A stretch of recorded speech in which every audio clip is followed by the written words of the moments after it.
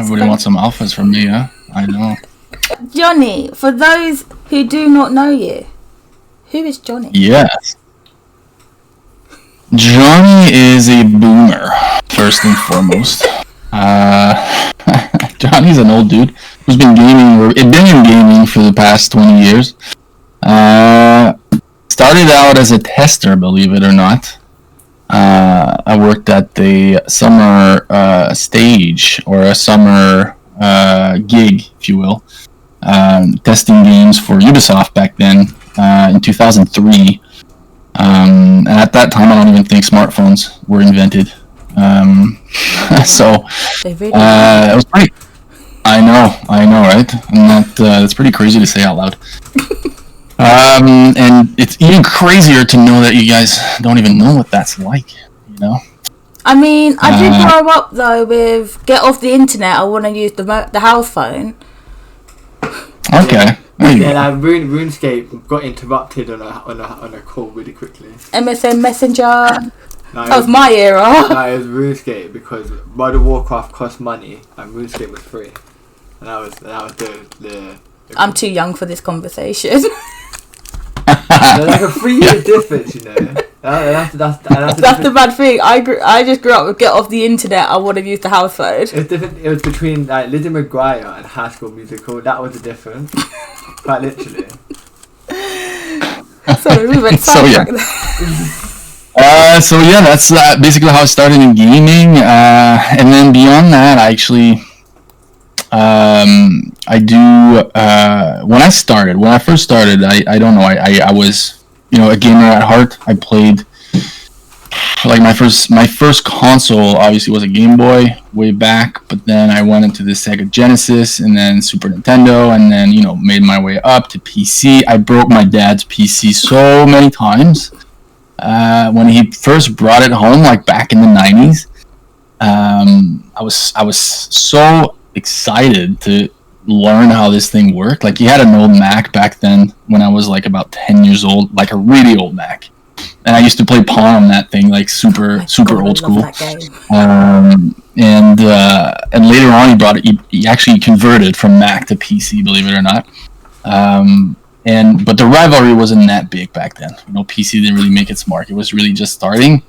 And then he brought this PC home, and I started playing these flying games, Ace over Pacific, Ace over Europe. I was like this fighter pilot. I was really like this crackpot pilot. In the meantime, I was just, practicing and learning about this computer and going into the BIOS settings and fucking things up. Sorry, can I swear? Can I swear on Twitch? Yeah, we swear all the time. And I was just screwing things up, and the number of times I had to bring that PC to his like technician to fix it, and then obviously he was just like secretly looking at porn on the side without like telling anybody, and every time his PC broke or like firmware or malware was getting into it, he was always blaming me for it. So it was a nice dynamic when like growing up, like me breaking the family PC or my dad's PC, and then him having to fix it. Like it really happened over a dozen times. But that's how I learned, how to work a PC, and that's sort of what kicked me off into like the tech gaming industry. So, but throughout my younger years, my first job was at McDonald's, believe it or not, and that's where I learned the value of good communication. It's hard. People still don't know how to communicate. I know, right? And they made it a big deal to make sure you're always replying and saying yes, you've heard it. And kitchens are big for that, and I'm a cook as well, part-time. I'm a big chef. I like to cook. I'm a big foodie, and I watch all the food competition shows. I'm big into that. Me and my wife really watch a lot of those. No, that's MasterChef. MasterChef is I can't remember what it was. MasterChef is a good one. MasterChef is big. Next Level Chef actually is kind of a new one with Gordon. That's actually pretty cool. Richard Blais is really a blast to watch too. I love that guy. Top Chef, all of them. We know all of them. We watch all of them. We're big fans. And Kitchen Nightmare, it's a big one. Oh, love that one. Yeah, it's Restaurant Impossible with the big guy. forgot what his name is. But he's fun to watch as well. Anyway, so yeah, we're big fans. But coming back to my story about breaking PC, so that's where I kind of learned the ins and outs. Got my own PC, and then after that, just started playing around with building websites and I think it was called MIRC days of like a chat that you could chat with other people.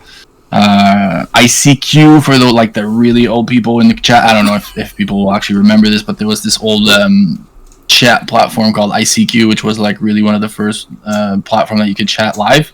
One of the first, like along with the AOL stuff. And I don't know why I'm talking about all this crap. Honestly, like, stop me if it's really irrelevant. But I don't know where I was going with this, honestly. But it was really an interesting time. Manny wanted to know Minesweeper or Solitaire. Oh man, I'm a big Solitaire guy. Exactly, because no one likes Minesweeper. No, that's an annoying game. No. You know what it is though, yeah? I never really understood Minesweeper. It really bugged the hell out of me. But yeah.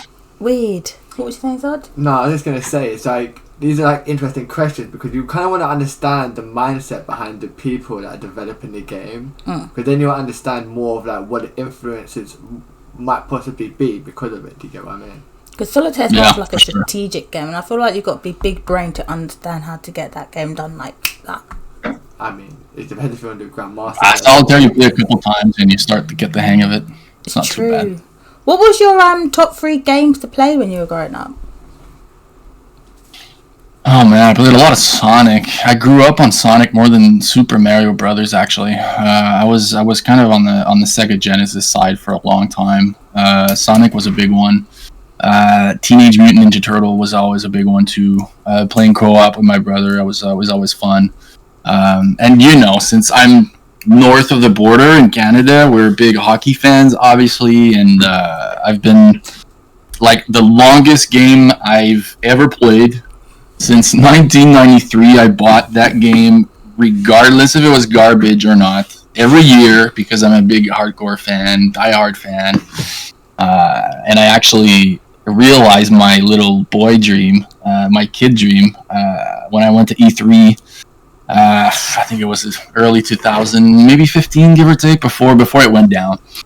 And unfortunately. But E3, I met the dev team, I met the producer there, and I told him, like, I've been buying your game since 1993. He signs a bunch of stuff, and I was, like, super giddy about that. And it's such a niche game. Like, honestly, not a whole lot of people actually like it.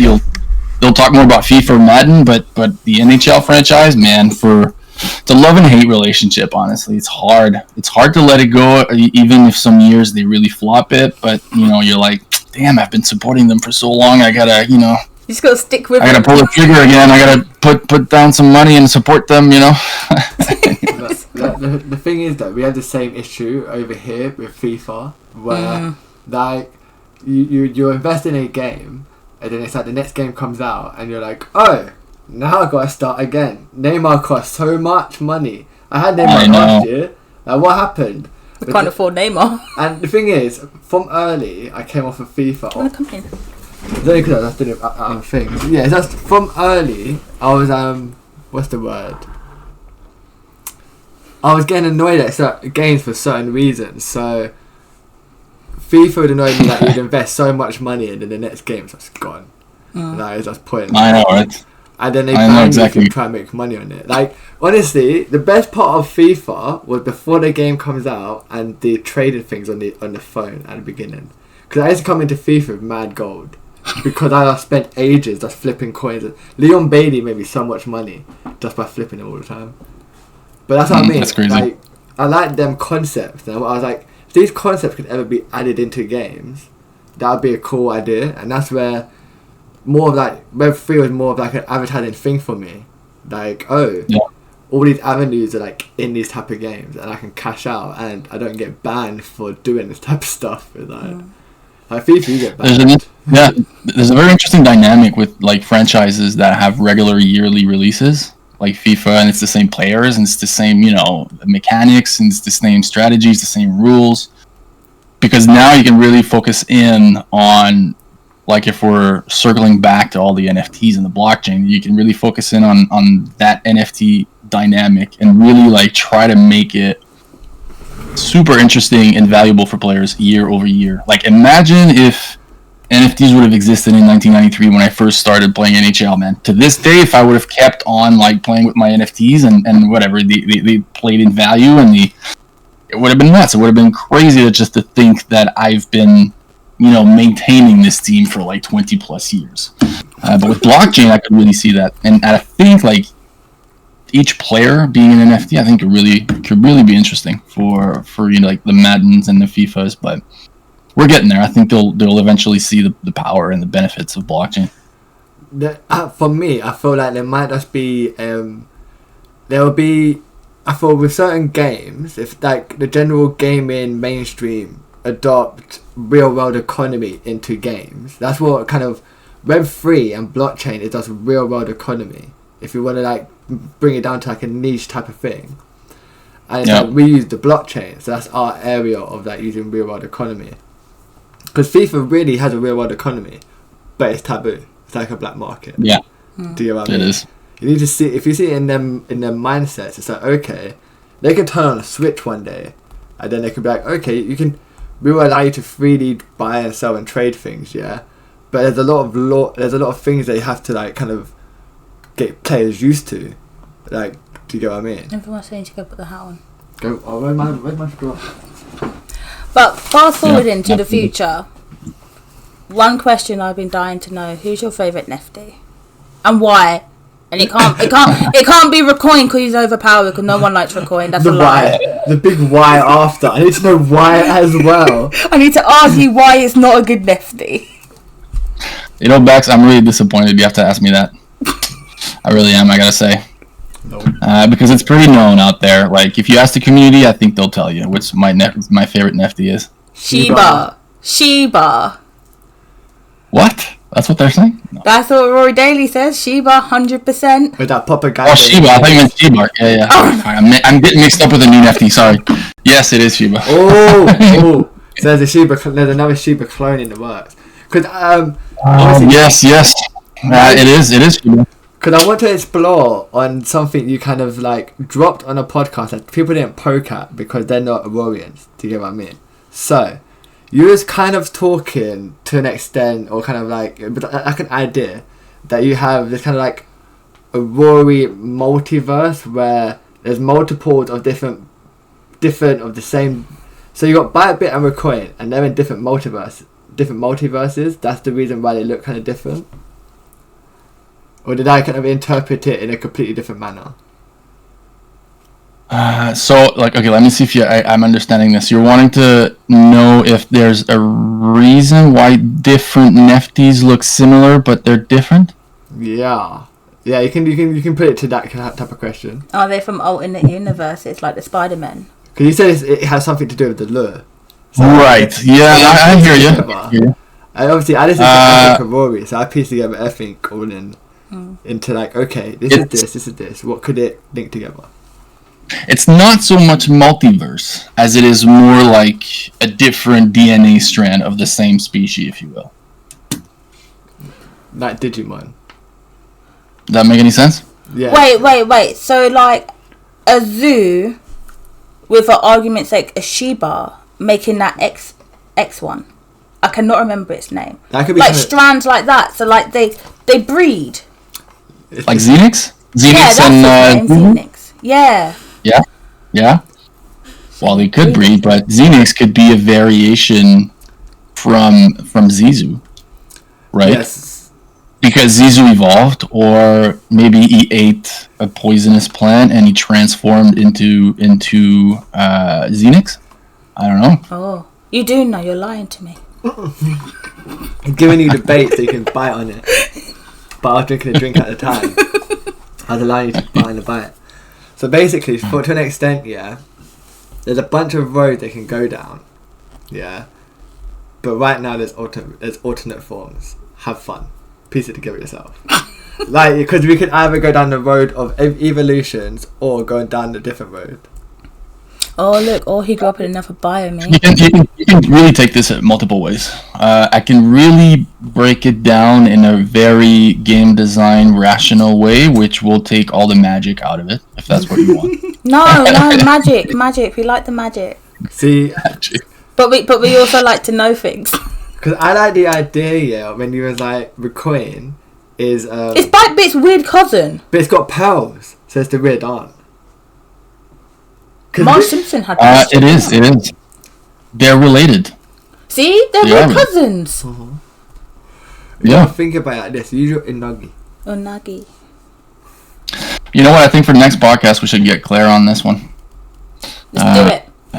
She's the one that comes up with all these new NFTs, and she has a backstory for each of them.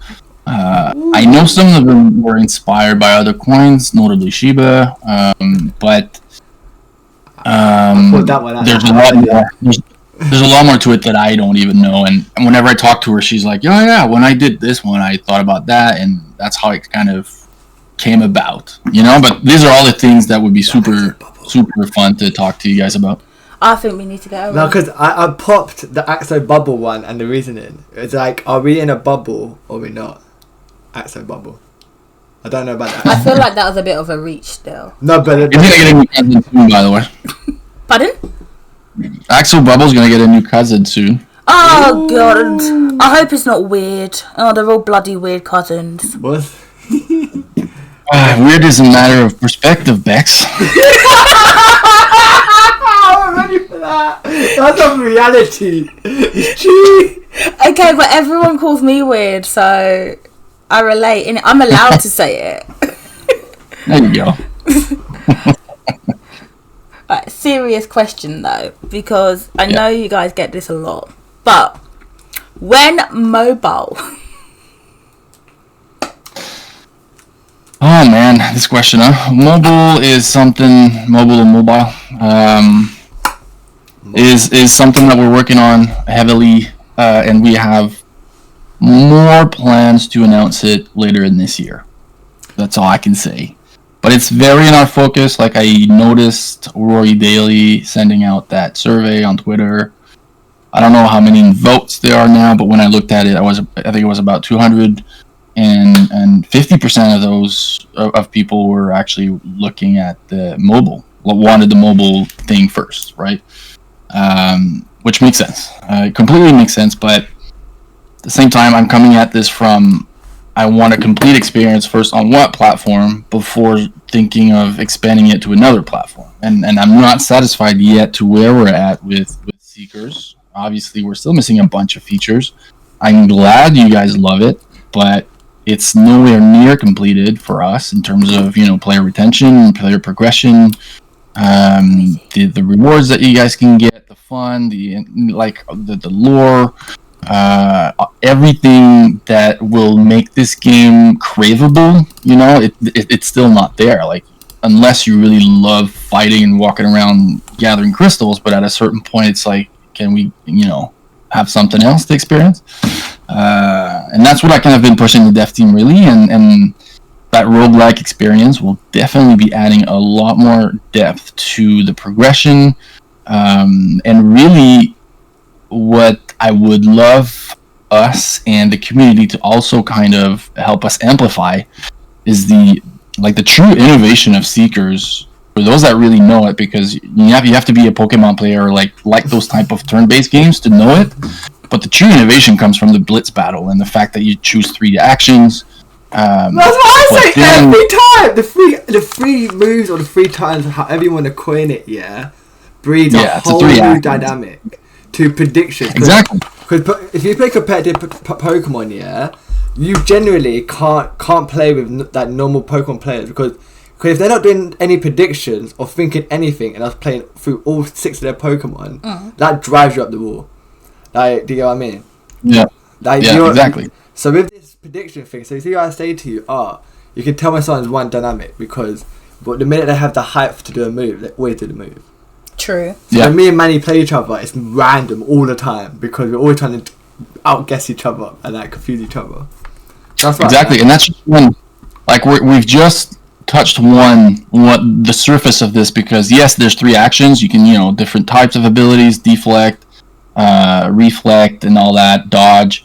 But when you start adding in consumables, which will be coming with Citron, then you're up against a new type of action, right? Is your enemy going to be healing or not? And that can change the entire landscape of Blitz. Your coin could be really overpowered for PvE for the sheer fact that it can self-heal, same with Block Troy.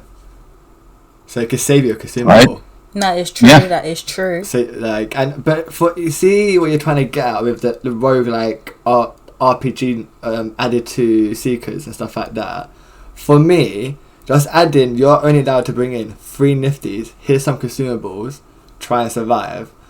That's a good selling point, and that's loads of content within itself, because you can try an Iron Man account where you go with 1 nifty, you end at 1 nifty getting to the end, and you're surviving on consumables.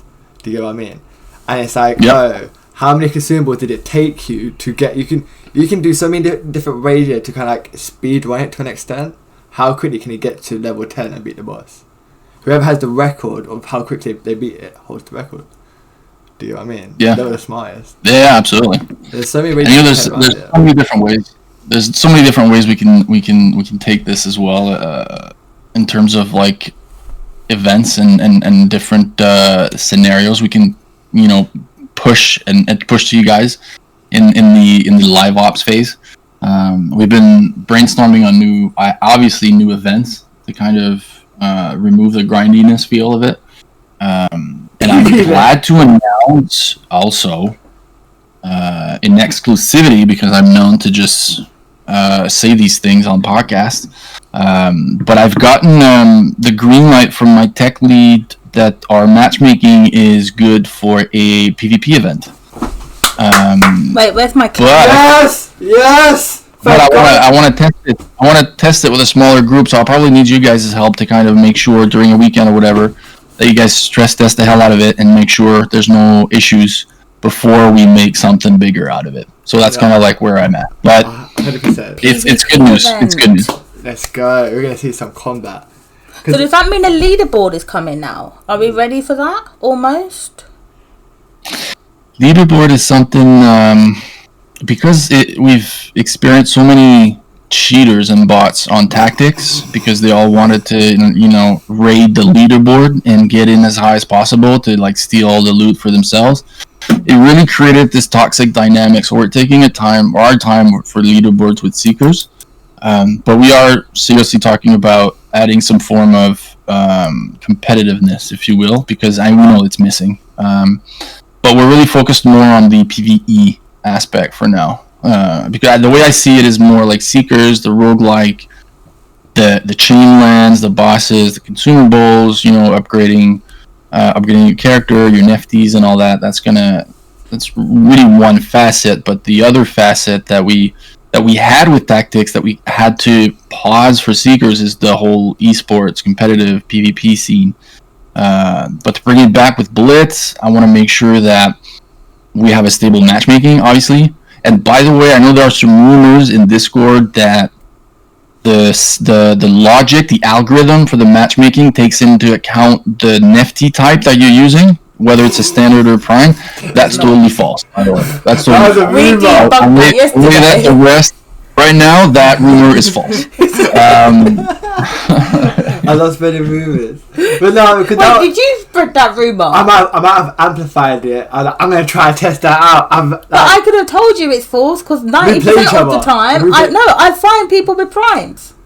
It's only in the evenings I find standard players. Because I could debunk to myself. I find Drew sometimes, I find Manny sometimes, and you're definitely not. You're definitely using primes. It's true. But when you're just getting beaten by standards, you got to try and do some form of logic to why you're losing. Not standard. It's when you get beaten by a standard recoin. Yeah, standard recoin is the word. I do. If you think. By the way, if the Racoins, you guys still really think they're overpowered, we can definitely do something with that. But how about we get rid of the weird cousin? No, the weird cousin's cool. She's not cool. It's her dodges. It's her bring back to health. It's the. You know what it is? It's the bringing its speed up to constantly double hit you.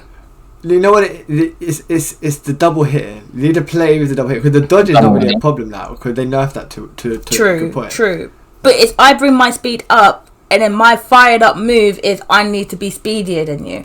Of course I'm going to be speedier than you. We can sit here and debate that for ages because we've been debating the coin since it come out. The thing is, the new Nifties are very good, and like no Nifty you brought out so far has broken the meta, but all three have broken the meta in different ways. Yeah, so the coin has turned into the best lead in the game, but it looks like it shouldn't be a tank. But it's not a tank. It's just a really good lead because it does so much damage and can dodge. It's really versatile. Then you've got She-Bark, which is a really good switching at the moment because its big move isn't a lot of hype. And if you plan your strategies well in the game, you can bring it out and hit someone unexpectedly with the big move.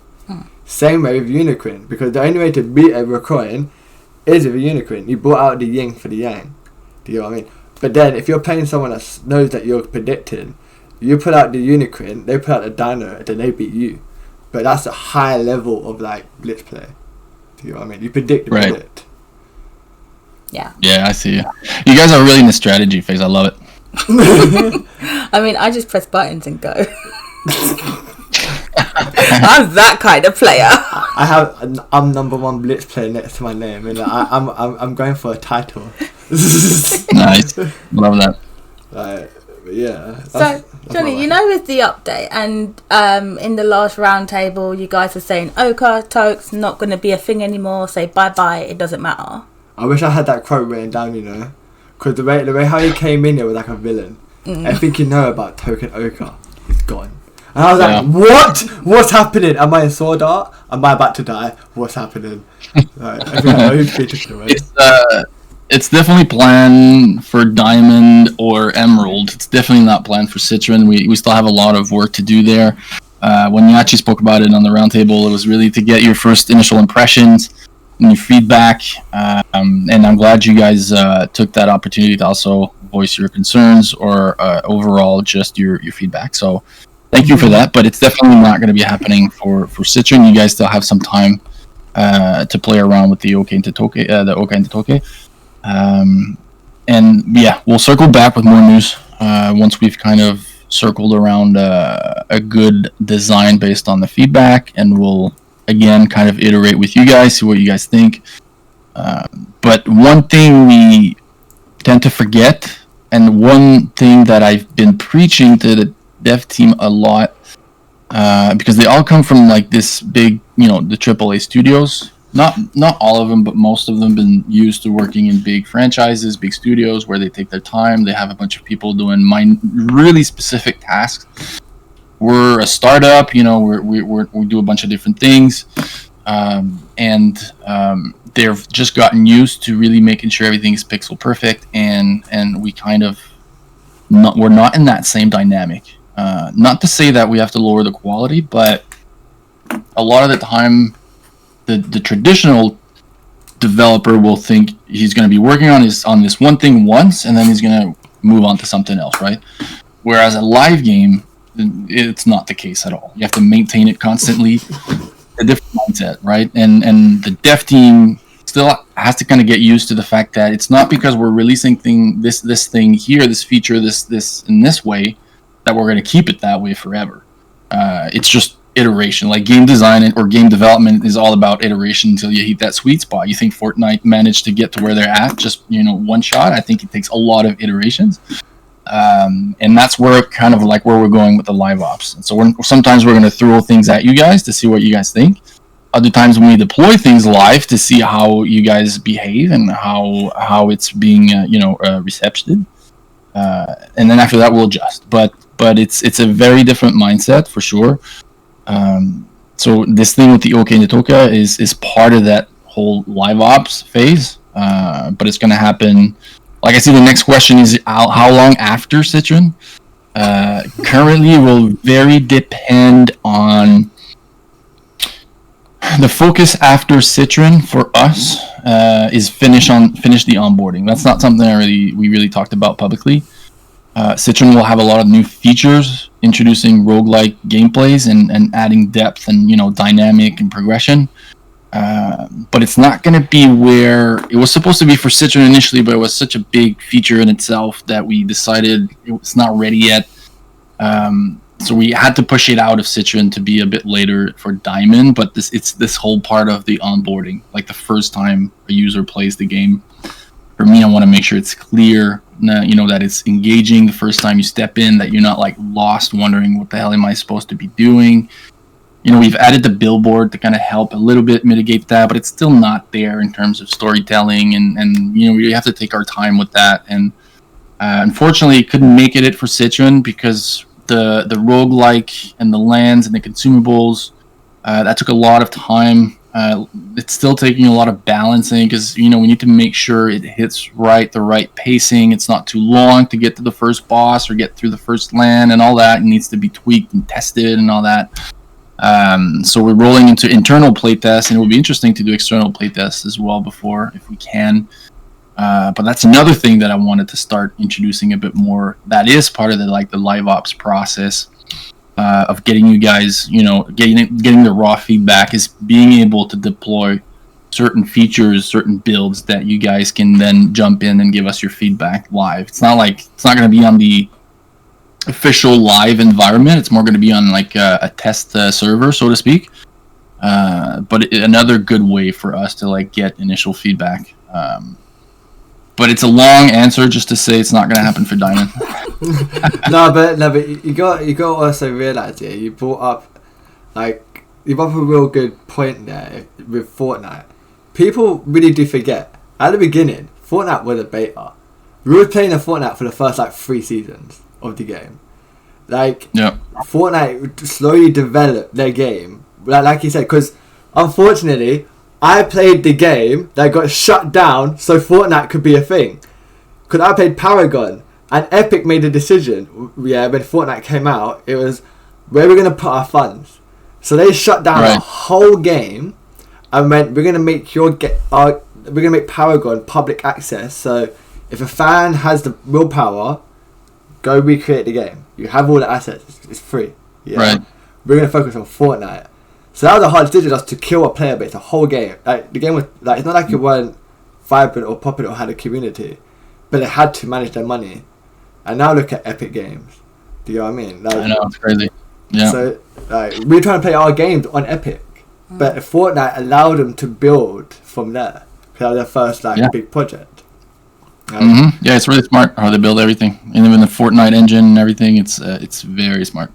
Yeah, so for us, it's like you're basically taking the same concept of Aurory, because there's one key point that you not said, which I always hold to high regards, which is you always build for the end goal, which is mobile.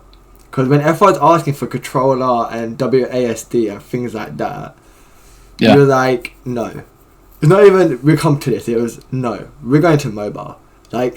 The whole reason we build is so that you can play the game, but we're going to mobile. So there's some features you just won't get right away or at all because we're going to mobile. Do you know what I mean? Market share is way bigger for mobile, and for 100%. A free to play game, it's ruthless. But that's where a lot of players are, but it depends on your game too, right? I wouldn't push for mobile if we're making the next Diablo on the blockchain, for example. But for our game that's turn based, it's quite easy to get into. You don't have to constantly be on like an FPS, for example. I think it would be adapted super well to mobile. I think so too. I can't wait playing at work. No, you gotta think about it. Playing the little blitz battles are perfect for you going for a cigarette, you going to the bathroom. I already do it on my Legion Go. Or your Legion Go. Do you get what I mean? Oh yeah, that's another point. You see how Epic made their big announcement about we're focusing on mobile, or to some degree, Epic is focusing on mobile. Will that transition towards the Web3 games and allowing them to transition to mobile a lot quicker? Yeah, it's possible actually. I think it's smart, but yeah, go ahead. No, yeah, go ahead. Let's see. I don't want to cut this short, but I do have to run in 15. I don't know if you wanted to get any the hottest questions out, or do you want me to pick some out? We have a lot of people in the chat asking more about collection power. what more do we need? Like, I know you said it's going to be a bunch of different things, your Nefties, your Aurorians, levels, but they want to know more. Collection score. People are saying collection power now? That's cool. Okay. We transitioned it. Yeah. Collection score. Collection score. No, Manny said here, collection power. Splinterland life. I know. I dig it. Like, how many slots? He says about slots. Is there going to be slots for it? Is there going to be like a book, like almost like a sticker book as well, like for our collections? Like, you need this. Do multiple of the same thing count, or is it only one? We did go over a bunch of different scenarios for that based on like the type of holder. We're still working on the details, but we did talk about the sticker book as well as being like a big incentive for players to start collecting all of the different collectibles. The high premise of the collection score, collection power, is really to reward those that have been accumulating, that have have been participating actually in all of the events, and we wanted to kind of find a way to reward those that have been basically with us since the beginning. So each collectible will have a specific score associated to it. Some may be super rare. It will be based on the supply, but maybe some other times, it'll be a unique collectible that we sent, and it's very highly limited. We may decide to add a specific score to it. You will be able to get additional bonuses for owning multiple, but we're gonna have to cap it at some point, because otherwise, makes sense. Yeah. Otherwise, it's gonna go crazy. Like I know people have like 50 some kitty keys, and I thank you for like purchasing 50 some kitty keys, but we're only gonna be able to reward you so many of them before like your multiplier starts capping, right? So we can remain fair for everybody else. That makes a lot of sense. But yes, in a nutshell, like all collectibles will now have like a point scale. They'll all be based on a point scale, and then based on what you guys have in your wallets, then we'll be able to determine the amount, the multiplier score or your just collection score that will be affecting your, we call it WAD, the WAD process internally, which is the weekly Aurory distribution. Your WAD. If that had landed like a wad of cash. WAD, exactly. You can take it many different ways, actually. We're from London. We can pull slang out of anything. Yeah, exactly. The WAD is sticks because I think it has reactions the very first time you hear it. But yeah, all of this, like we're talking about, how can we, with this collection score, how can we keep it fair, but at the same time reward those that have accumulated, that have multiple, and that have a lot. But at the same time, how can we reward those that are actively playing, that have been like accumulating the weekly distribution? But at the same time, I want that experience to kind of happen inside the village. And the vision that I told the team for the WAD in the village, like the WAD celebration, I want it to be like New Year's Eve in Times Square, essentially, right? So you could picture like, I don't know, a big ball of Aurory filled with coins or whatever. Like we'll figure it out creatively speaking. Let's play Aurory. Yeah, and then at a specific time of day, whenever we distribute the Aurory, then in game something's happening, right? And for those that are in the game for that moment, then maybe they could get something extra for just being part of the journey, right? It's always these little things that I'm thinking about pitching to the team to just always kind of keep you guys in mind throughout the process, and to make it more memorable, and to also give you guys reasons to come back, right? Because I think right now we're a bit lacking, unless you're really a diehard fan and you love it. But for like repetition and all that, I know it can get a bit repetitive. No, the thing is though, if to do like you said, the hardcore, some of us are getting prepared, playing PvP a lot and things like that, it's getting ready, and the people that are ready will be ready for it when it comes. But that kind of leads to kind of last question to an extent. Second to last question. Go on. No. You do one. Did I do? I don't want. I always just follow after you, innit? So we know you guys have mentioned. Well, as you know, we are tournament hosts. Let's put that.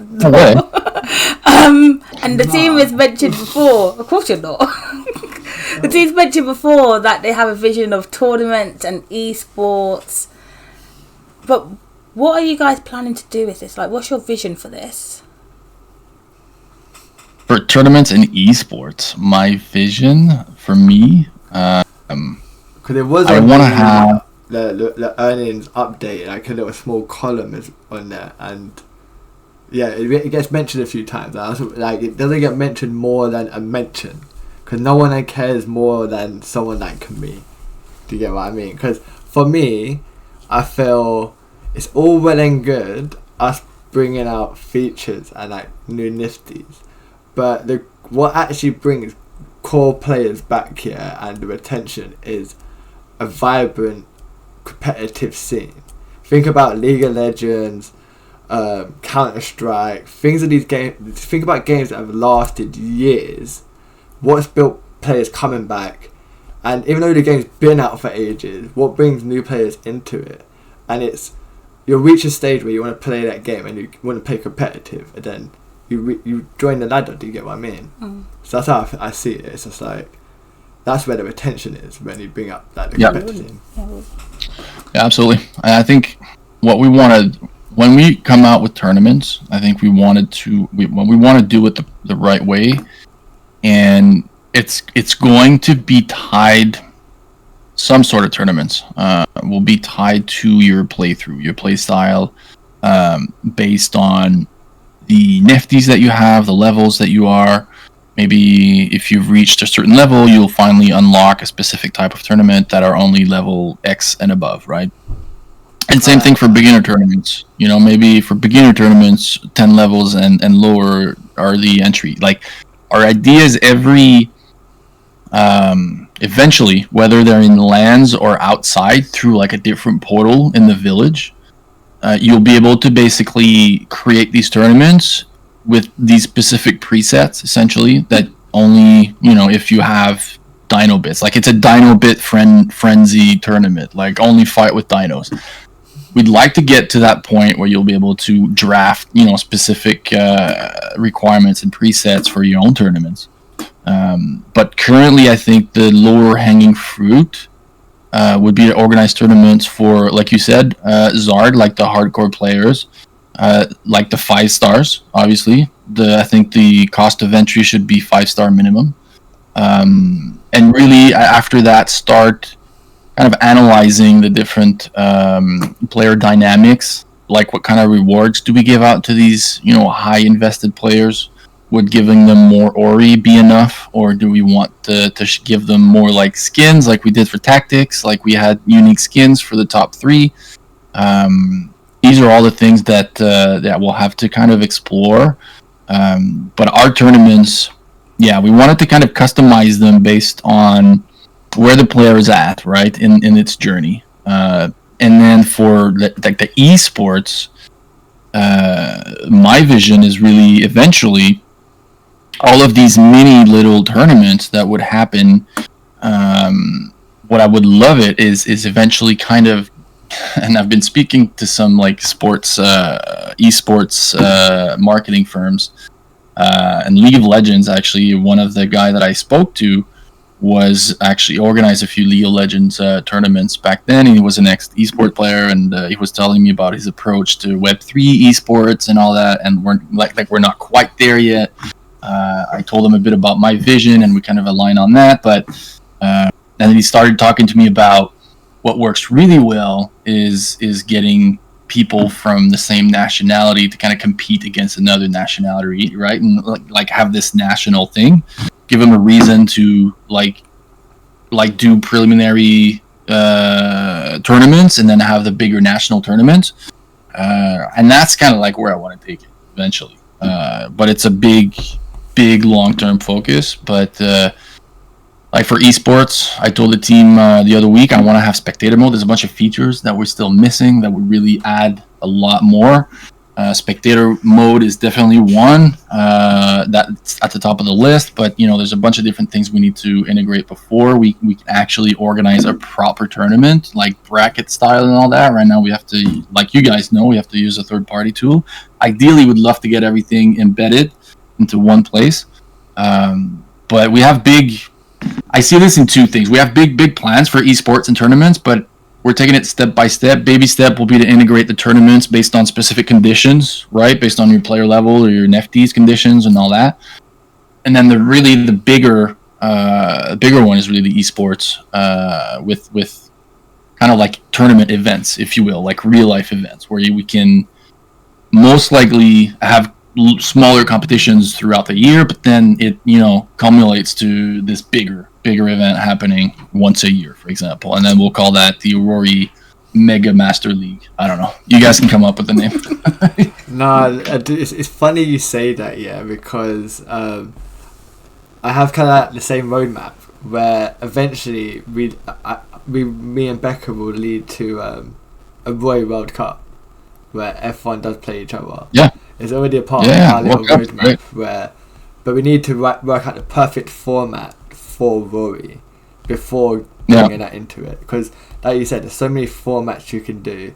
You got losers brackets. Like me and Becca have been exploring so many of them, and it's just like we're trying to work out the best one. And before once a Rory League comes out, where F1 has to play each other for the end result, that would be probably like the best for retention and all these great things. And then the minute you get the right format, like you said, if you could do live events and keep them regional and then build it up to eventually F1 or meeting at the end, that makes the most sense because it's cost efficient as a host, and on top of it, it leads to like a greater goal. So the competitors have a goal to get towards.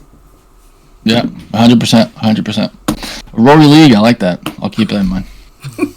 I know you have to go soon, but I'm going to ask a question everyone is typing out there.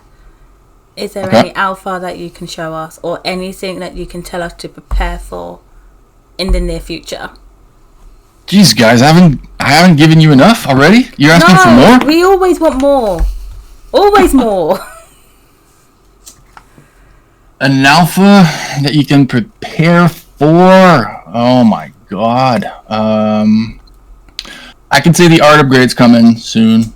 That's something that we've been really focused on heavily versus other things, and it's going to be exciting because I think I've said that in another podcast, but there's not a better time than being an Aurorian. Actually, if you have not gotten one, I suggest you look it up.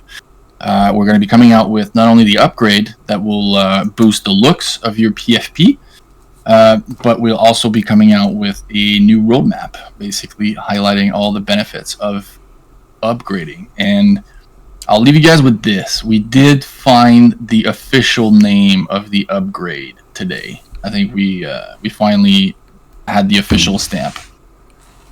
What's it called? Bridge.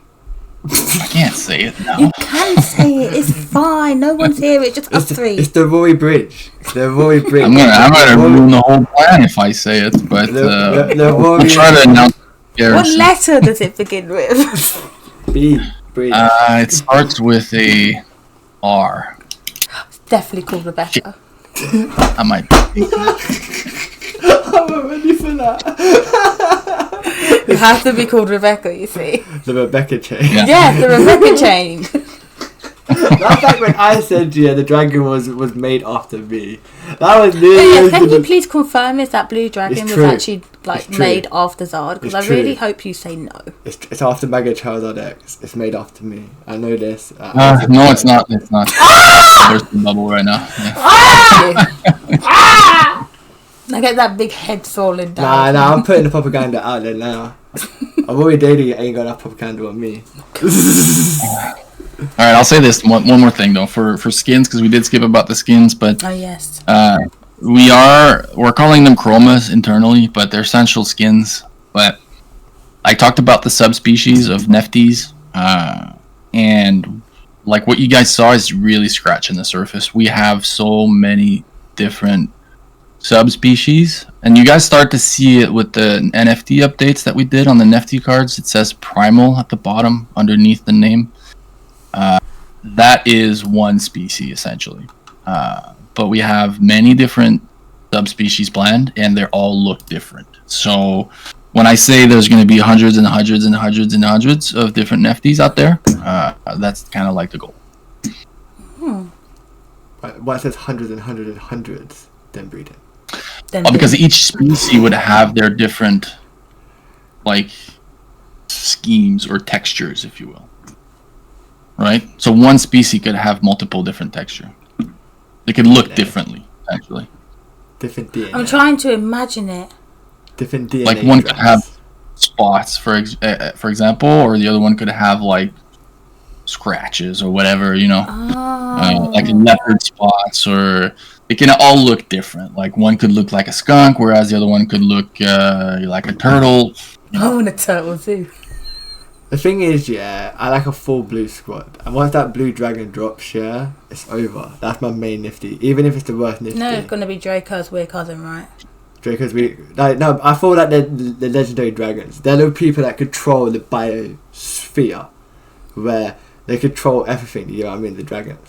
I watched enough Digimon to spin that stuff. One last thing, Johnny, because we had this conversation earlier. Is number 9 Byte-Bit's ghost? No, actually. No, but there's evidence. All right, show me the evidence. I'll see. I'll run it by Claire and see. But I don't think. Where do I get it from? That's a red card. Where do I get it from? The creators kit. Oh, the 404 error message, right? Where number 9 comes out of Byte-Bit's mouth. Yeah. Yeah. That might have just been a composition idea, but I'll ask her if it's actually was meant to be. I think it should, because cats have 9 lives. Yeah. And number 9 is its 9 life before it dies. Again, I watched enough anime. Yeah, but I don't know if it's related to Byte-Bit. It might be. Claire is like that. We need Claire. I'd be sad. I'd be sad.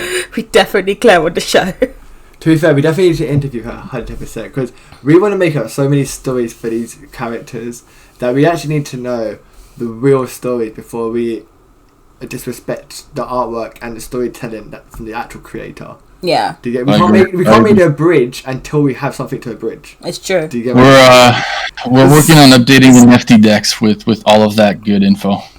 I cannot wait. Zoo likes chilies. Do you get what I mean? Why does Zoo like chilies? Yeah, Wait, Chili's the restaurant or Chili the food? You should read some of the deck entries for certain Monster Battler games. Do you get what I mean? I'm not even going to narrow down single ones. All of them. The entries are always funny. Read Yu-Gi-Oh cards that don't have effects. The best things in the world. Nice, will do. Is there one for the road, or all good? Community's good? Community, are you good? You got one for the road? Final question. First one says it gets it. I love the delay. Wait, the 10 seconds. Yeah, the 10-second delay. There's people stroking their beards. The fastest fingers. We love you, Johnny. We got that from Queen Batsy. We're starting the chili, dude. Thank you, Queen. Love you too. I feel like this must be a different experience for you than the kitty taverns where you have to be fully professional.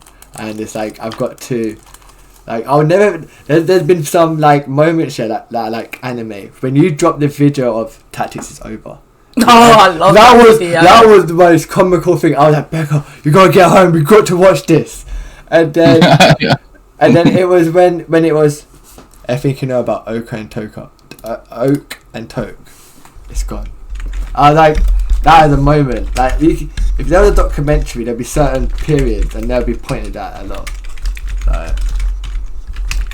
Yeah, that wasn't a fun video to make, honestly. But I can end with tactics. Like, if you haven't played a game, I would highly suggest you log in and play at least one game before the end of the month. That's all I'll say. But you want to thank me. I'll end with that, actually. That's a great end. That's a good thing to end with. 100%. Thank you so much, Johnny, for popping in, saying hello. Thank you, guys. Appreciate it. It was fun. It's been perfect for an episode. 100%. We shall. We'll definitely pop in a round table and be like, hi! Yeah, for sure. Yeah, anytime. Pop in. Take care, guys. See you later. See ya. Bye, guys. Bye.